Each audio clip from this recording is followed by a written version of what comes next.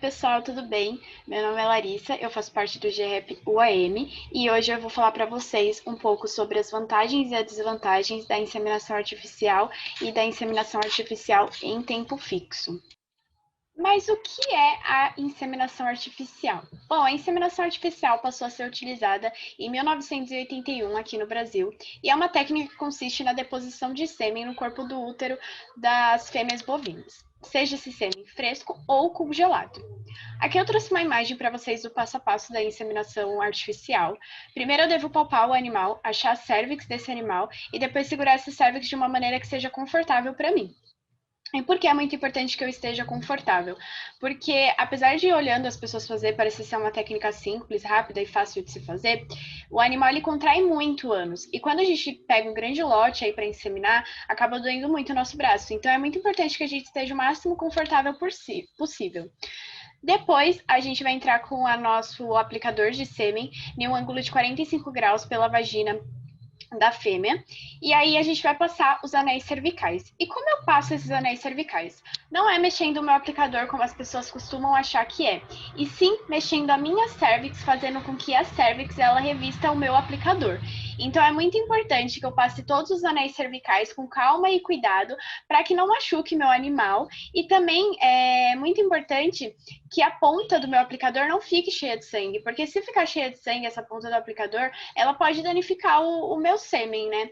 Então é muito importante que eu faça isso com calma, com cuidado e sempre vestindo a cérvix no aplicador. Depois de passar todos os anéis cervicais, eu devo me certificar com o dedo de que eu estou aqui no corpo do útero do animal e não passei para os cornos, porque o corpo do útero é o lugar mais indicado para se depositar o sêmen. Tem autores que falam sobre a deposição no corpo, caso a gente tenha certeza de qual lado o animal vai ovular. Mas o mais indicado é no corpo do útero, né? E a gente aplica esse sêmen ali no corpo do útero e a nossa técnica ali de aplicação já foi terminada. Aqui eu quero mostrar para vocês uma coisa que é muito importante antes da gente introduzir o nosso aplicador, que é a limpeza do animal. A gente deve limpar bem esse animal com água e depois secar muito bem com papel toalha, porque o sêmen, ele acaba sendo prejudicado com a água, né? A água é um grande inimigo aí do sêmen, então a gente deve secar bem esse animal. Aqui eu mostrando uma imagem da introdução do aplicador a 45 graus na vagina da fêmea, e tem uma pessoa ali sempre para auxiliar, ajudar a abrir essa vagina, é muito importante. Aqui é a massagem clitoriana que a gente faz logo após a gente depositar o sêmen ali no corpo uterino da vaca. E aqui é uma imagem só para mostrar para vocês que depois que a gente introduzir esse aplicador na vagina da fêmea, possivelmente ela pode defecar e sujar todo o meu aplicador, como está mostrando nessa imagem. Mas o importante é que a parte que esteja dentro da fêmea do aplicador, ela esteja limpa, né? Porque o importante é que a gente não leve sujidade ali para o trato reprodutivo da fêmea. Então não faz mal a gente sujar por fora do aplicador, desde que já esteja introduzida a parte que vai ter contato com a vagina da fêmea no trato reprodutor dela. A maior dificuldade da inseminação artificial, com certeza, é a detecção de cio. O animal ele apresenta alguns sinais de cio, um deles é deixar ser montado, outro sinal é uma vulva hiperêmica edemaciada. Ele também pode ter uma micção frequente, ficar inquieto, ter pelos arrepiados. Ele elimina também pela vagina um muco cristalino que parece a clara de ovo. Mas o principal sinal de todos, com certeza, é o animal deixar ser montado. E por que essa detecção de cio é uma dificuldade? Para fazer a inseminação artificial, o cio ele deve ser detectado de uma maneira natural. Então, a gente precisa do colaborador, que ele vá até lá onde estão as vacas no pasto, e ele fica observando esse cio, observando as vacas que se deixam ser montadas. E ele tem que fazer isso de 2 a 3 vezes por dia. E muitas vacas, elas apresentam cio à noite, por ser um período que está com uma temperatura mais amena, mais tranquilo. Muita vaca tem o cio silencioso, ou seja, ela não tem sinais de cio. Então fica difícil. Muitos cios acabam sendo passados e a gente deixa de inseminar o nosso lote simplesmente pelo fato da gente não conseguir detectar esse cio, seja por não conseguir ver naquele momento que você está observando, porque ela demonstrou à noite, ou seja porque ela tem o cio silencioso. Aqui é mostrando para vocês aquele muco cristalino que eu falei para vocês que desce e a gente pode observar também, mas é muito mais difícil da gente conseguir observar no pasto o animal eliminando esse líquido, né? É muito mais fácil quando a gente vai fazer um manejo e coloca o animal no tronco. E aqui é mostrando para vocês um colaborador observando o cio, vários animais, pensa em um rebanho de Nelore, vários animais brancos, um monte de cabeça ali, ele olhando o cio de um, a outra deixando ser montada e ele não conseguindo ver, porque ele está observando uma ali, deixando ser montada.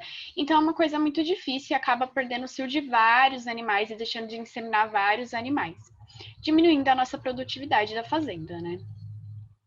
Aqui é uma outra forma que a gente tem de detecção de cio, que é através dos bastões, que são os bastões marcadores.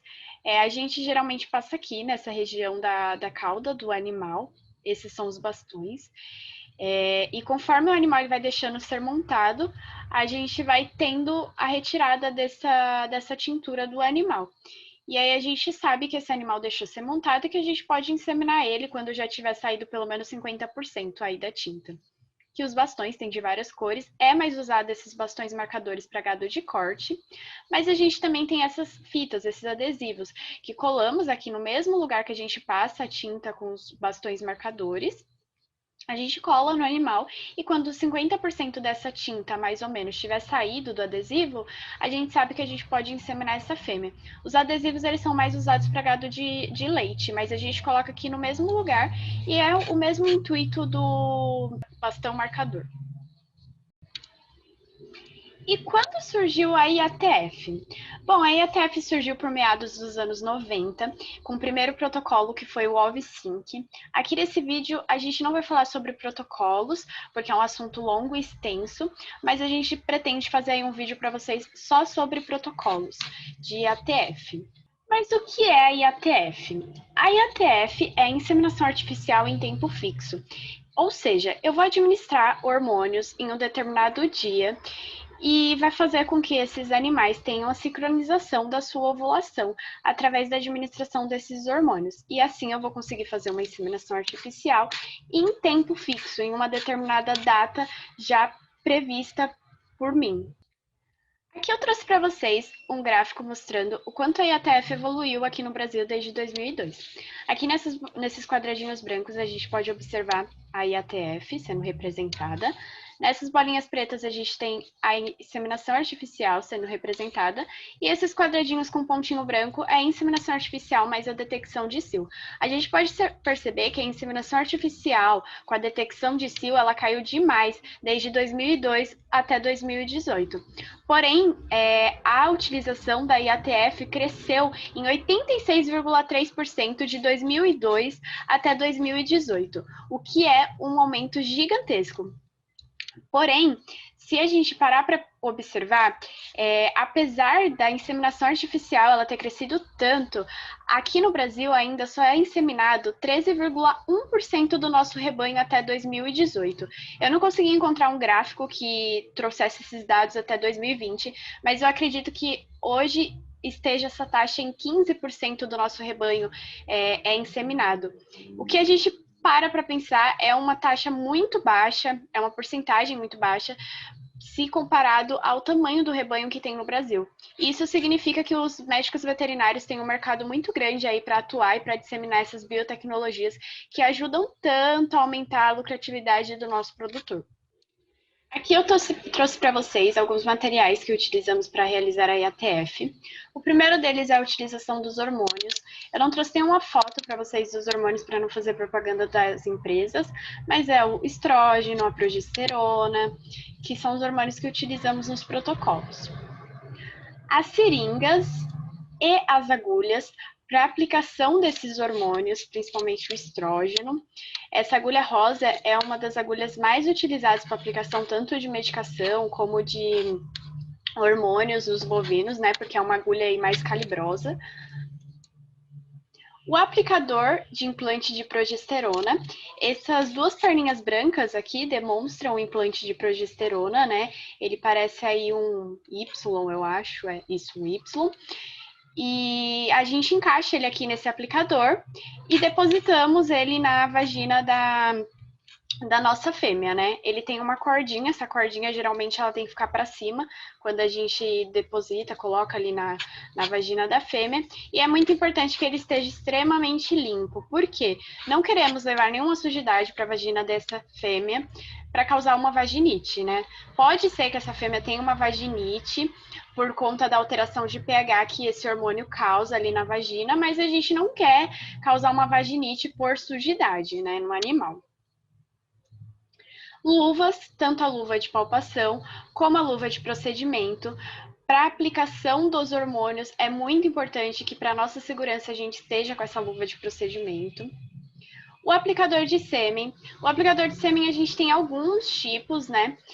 Tem um que desmonta todas as partes, tem um outro que é mais fácil, que é só a gente colocar ali a bainha com sêmen e já tá pronto. Enfim, se eu não me engano, esse daqui é o que a gente só coloca a bainha com sêmen e ele já tá pronto ali para ser utilizado.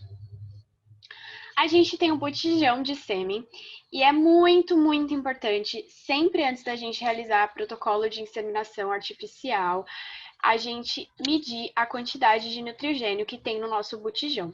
Existem essas réguas aqui que vocês estão vendo para que ocorra essa medição, né, da quantidade de nitrogênio. E o nível crítico de nitrogênio é abaixo de 15, como demonstrado aqui na régua em vermelho, né?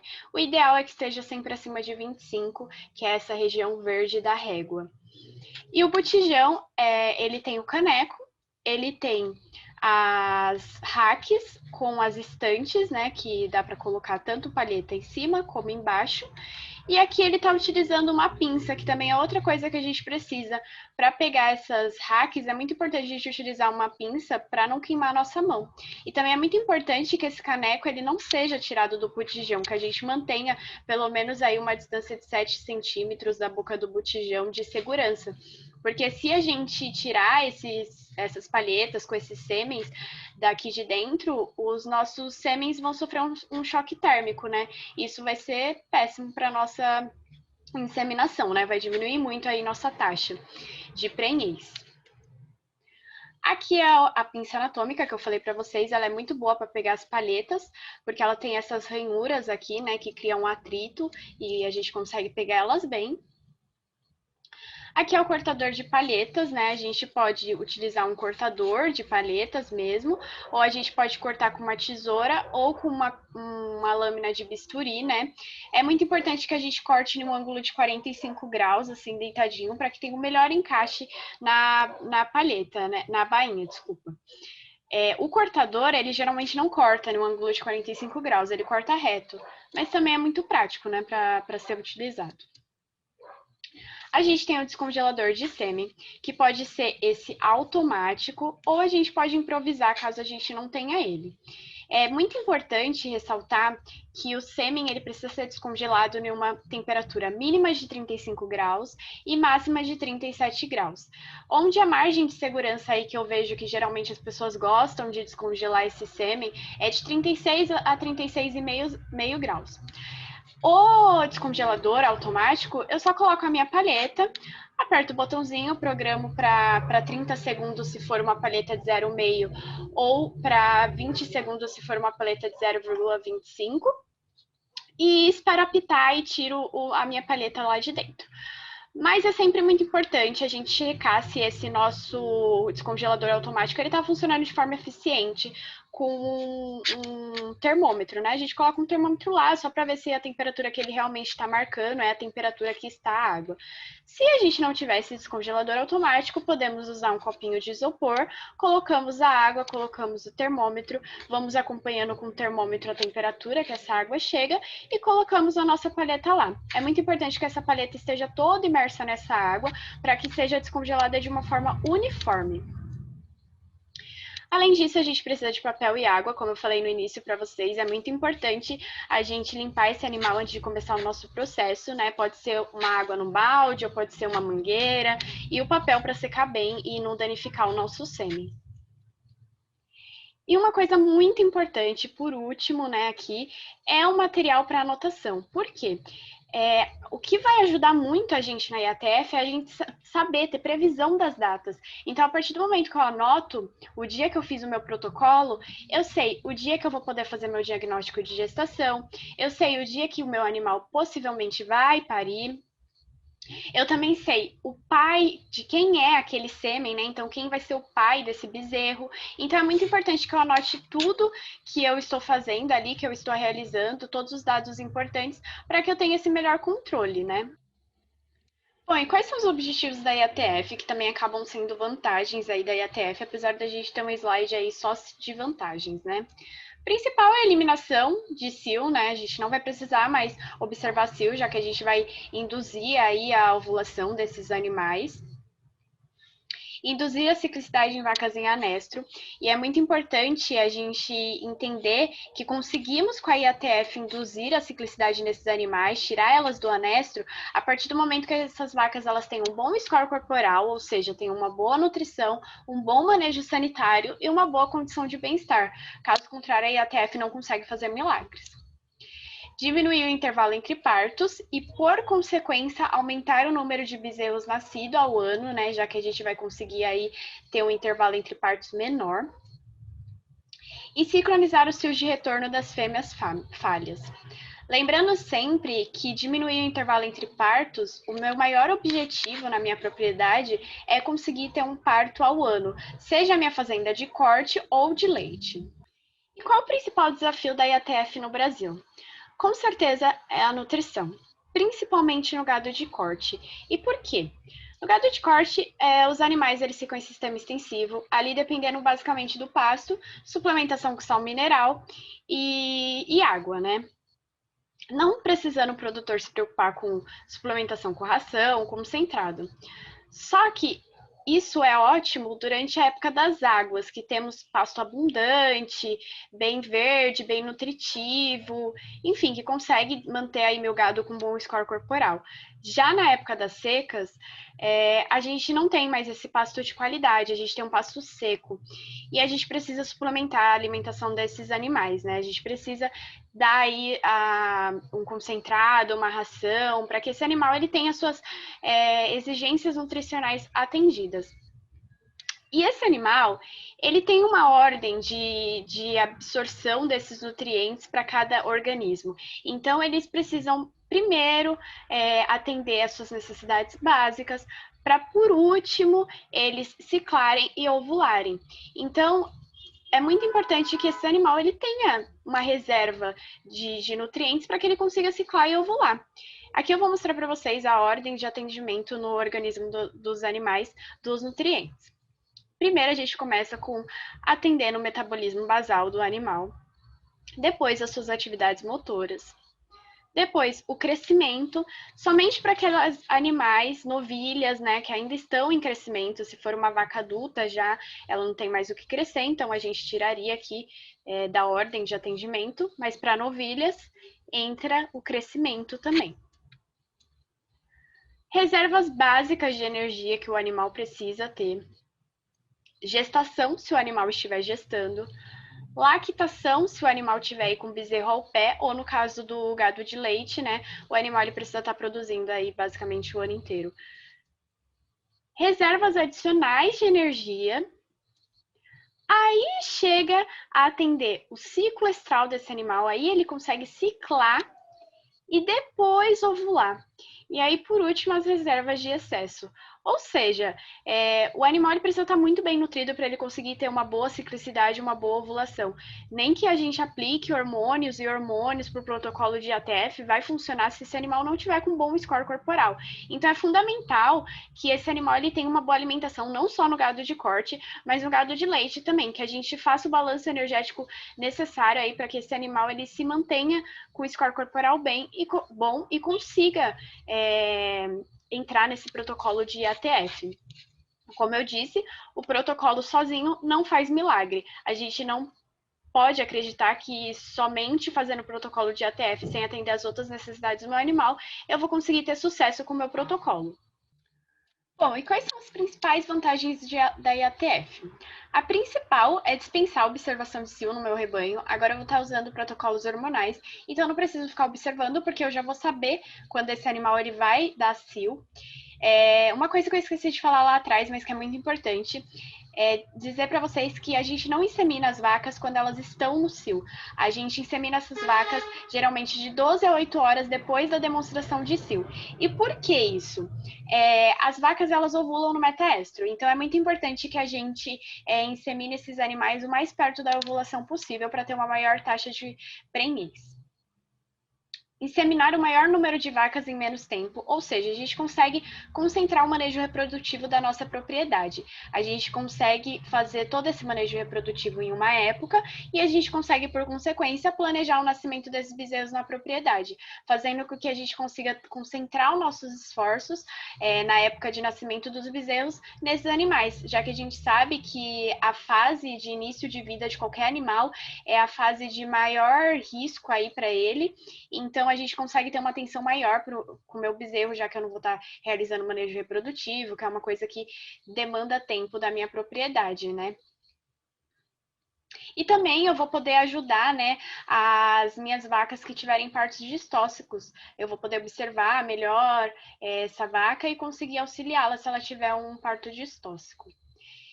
Vou ter um controle de doença sexualmente transmissível, já que esse sêmen ele vem de centrais, ele é testado e não tem doença, não tem patologia. Vou diminuir o custo de reposição de touros. Nenhuma propriedade que tem monta natural, ela precisa sempre estar renovando aí seu touro, porque a consanguinidade não é um fator interessante para a propriedade, né? Então não é interessante que pais montem filhas, enfim. E com isso, com a IATF, a gente consegue diminuir por consequência a consanguinidade, né? Já que todo o sêmen vem de fora e não ali de um touro da propriedade. Obtenção de animais com maior potencial de produção e reprodução. Como eu disse, esses animais eles são testados, então a gente consegue comprar touros de animais aí que são geneticamente superiores, né?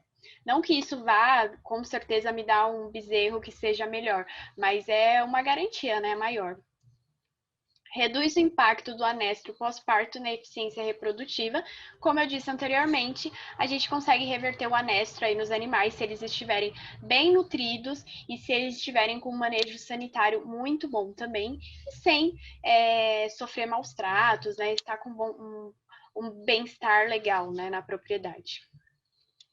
Diminui o intervalo parto-concepção, porque, como eu disse, a gente consegue reverter anestros aí pós-parto, então a gente consegue emprenhar mais cedo esse animal para que a gente consiga o nosso principal objetivo, que é ter um bezerro ao ano, né?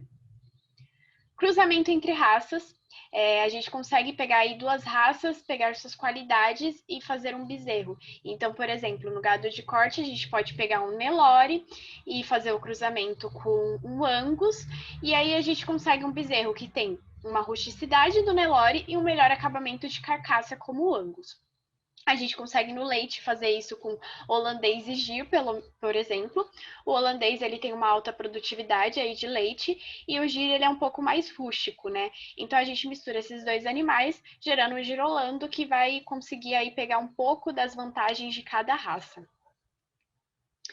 E o principal, e por último, né, é o maior controle zootécnico. De novo, eu vou falar sobre isso, porque é muito importante que a gente vai conseguir prever as coisas que precisamos fazer na nossa propriedade. A gente consegue prever quando a gente consegue fazer o diagnóstico da gestação, a gente consegue prever quando esse animal vai nascer, poder ficar atento ali àquele parto para ver se o animal vai ter um parto distóxico ou não. A gente consegue saber de quem é o pai daquele bezerro. Então, é muito interessante para a minha propriedade, oferece muitas vantagens aí na questão de controle. E quais são as desvantagens da IATF? E que são desvantagens dependendo do ponto de vista, na verdade, né? Bom, uma delas é que os animais eles têm que ser inseminados em um curto período, porém, se esses animais eles tiverem um bom manejo, se a gente tiver um ótimo cuidado com esses animais, mesmo eles sendo inseminados em um curto período, isso não vai oferecer nem um dano tão grave a eles, né? Necessário mão de obra qualificada. Todo mundo aí que já teve contato com fazenda sabe o quão difícil é, às vezes, você ter um colaborador ali bom e confiável, né? E em todo protocolo de ATF, geralmente o veterinário ele não realiza o protocolo como um todo, ou seja, ele não fica o tempo inteiro lá aplicando todos os hormônios na fazenda, enfim. E aí ele vai precisar de um bom funcionário para que faça a aplicação desses hormônios no dia certo, da maneira certa, porque qualquer coisa de errada que houver com a aplicação desses hormônios já vai acabar danificando todo o meu protocolo, né? E além de tudo, também o produtor, né, falando do ponto de vista do produtor, ele vai ter que pagar para um veterinário fazer esse protocolo, não é uma coisa de deixar lá o touro a pasto com a vaca, né? Ele vai precisar pagar por uma mão de obra qualificada. Mas já adianto que um protocolo de ATF muito bem feito em uma propriedade, com todas as outras coisas necessárias aí atendidas para um bom protocolo de ATF, a lucratividade do produtor vai aumentar muito. Então vai compensar bastante o valor que ele vai pagar para o veterinário, porque o lucro dele vai ser muito maior em cima da mão de obra desse veterinário, né? Requer de 3 a 4 manejos no curral. Isso é muito importante a gente ressaltar, porque é uma dificuldade, às vezes, no gado de corte, né? Animais que não estão acostumados a ser manejados, a passar no tronco, eles ficam muito estressados. Quem já viu aí manejo com Nelore sabe que os bichos até chegam a pular do tronco.